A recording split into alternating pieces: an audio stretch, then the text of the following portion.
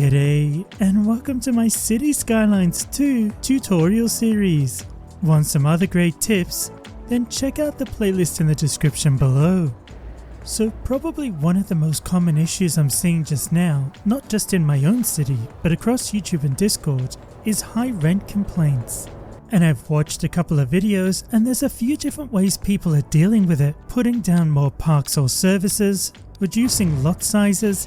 And don't get me wrong, some of these work, but it's not dealing with the underlying issues. The problem is, this isn't a one-fix solution, but I'll show you what's causing it and some ways to help you understand what you can do. Think of it in real-life terms. Putting down more services is effectively driving up land value, so it's actually making the problem worse. If you couldn't pay your rent, what would you do? Move? So the first thing we can do is make sure that we have a good amount of mixed zoning. That doesn't mean we need to zone massive amounts of low-rent housing, there's more to it than that. Just a good mix of different zoning and zoning sizes. Because those videos about reducing lot sizes aren't wrong, that does come into play. The bigger the house, the more it costs.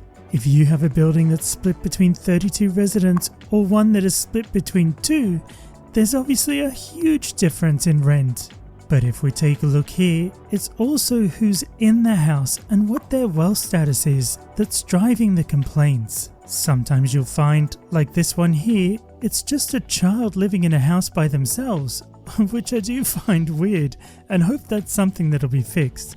But there is clearly no way a kid who can't even work is going to be able to pay rent. Another one is a child living with a retired senior. Again, nothing we can do about that one. We can leave it, probably with time that kid will get education enough to pull the wealth of the household up. That, or we can drop a bulldozer on it. Entirely up to you. Reducing taxes can help as well, but again, often only a temporary solution. It is their wealth that is causing their inability to pay the rent, but also their education level, but we'll come on to that in a second. You could also tax uneducated citizens more than educated citizens, effectively trying to push your citizens down the education route, but that's up to you. Another one that people don't realize is that the travel time to work or leisure activities also affects rent. If people live somewhere where the commute is not very far to those things, that's attractive to them, and so the rent goes up. Doesn't mean you can't zone commercial near residential, but sometimes it's good to have a longer commute to jobs like this that helps keep the rent in check. It's all about balance. One of the biggest contributing factors is education. Take a look here.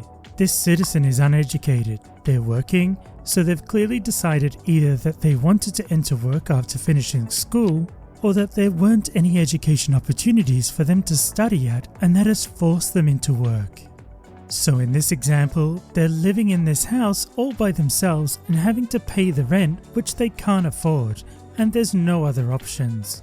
My tutorial town doesn't have any education opportunities above high school, so that may cause my citizens to choose work over higher education in an outside connection because that's too far and too expensive to travel to.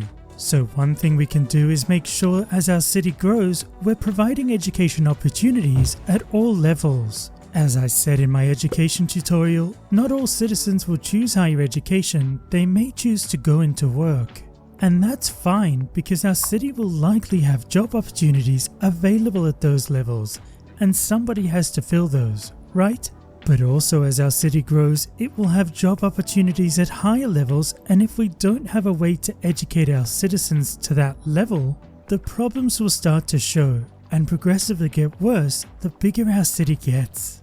So as you can see, there's often not a one-size-fits-all solution to high rent issues. But hopefully this helps you dive in and work out what the contributing factors are, and then start applying some of these solutions. If you've enjoyed this video, don't forget to subscribe so you don't miss out on the next one. And until next time, take care, thanks for watching, and happy building!